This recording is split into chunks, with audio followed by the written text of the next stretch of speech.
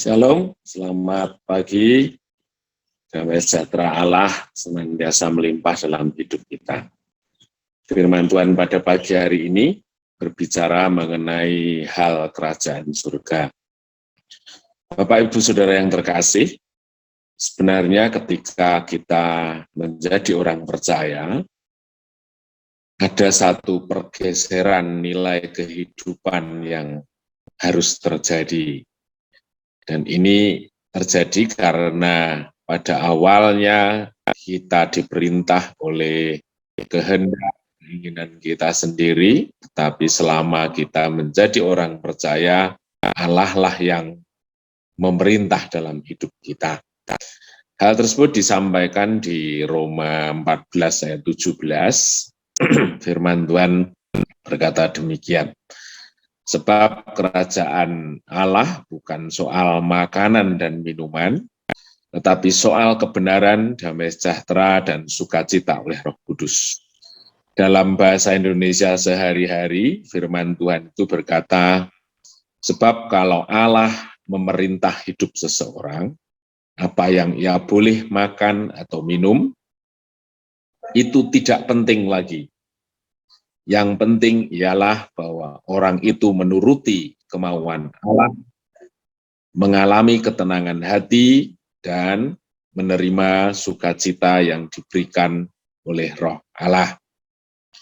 Jadi Bapak Ibu Saudara, di sini katakan bahwa definisi dari kerajaan Allah itu adalah satu hal yang menggeser satu kehidupan manusia yang awalnya diri kita diletakkan sebagai pemimpin kehidupan, kemudian menyerahkan pemerintahan kehidupan kita, kehendak, kemauan, dan lain sebagainya kepada Allah.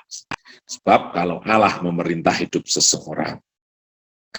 Nah, Bapak Ibu Saudara, rupanya menggeser satu nilai kehidupan itu bukan perkara yang sederhana. Memang kelihatannya tanpa satu usaha yang memerlukan tenaga yang besar, tetapi mengubah gaya hidup yang ditanamkan sejak kecil.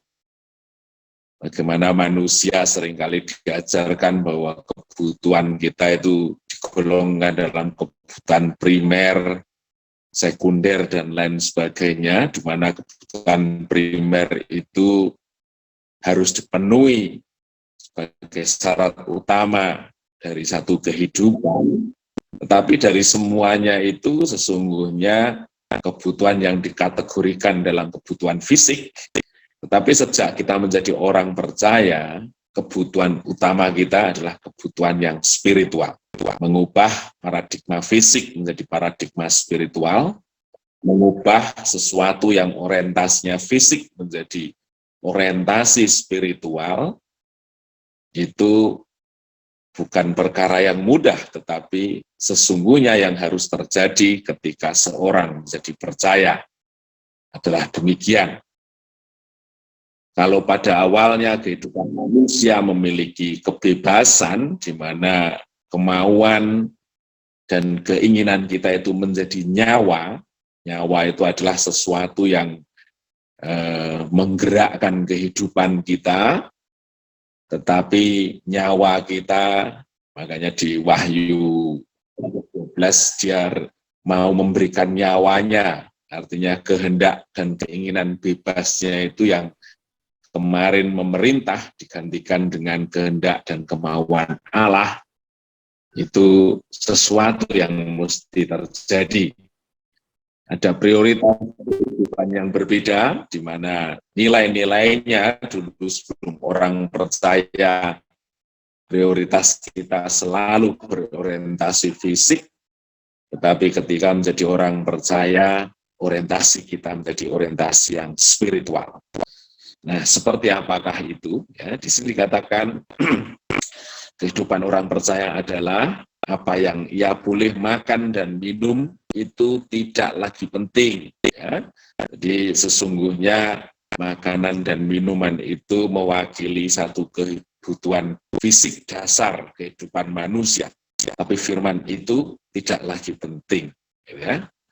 Dia bukan berada pada satu nomor yang utama. Ya. Sekalipun sesungguhnya banyak orang yang untuk makanan saja menjadi masalah dalam hidupnya, gitu ya. Mau memakan apa hari ini, kok makannya sedikit sekali, kok makannya cuma di rumah aja tidak keluar, dan lain sebagainya, itu dalam arti fisik. Gitu. Artinya manusia di dalam kehidupannya seringlah kali dipusingkan oleh hal-hal yang sifatnya fisik, dan firman Tuhan itu mengatakan bahwa itu bukan hal yang terutama dalam hidup ini.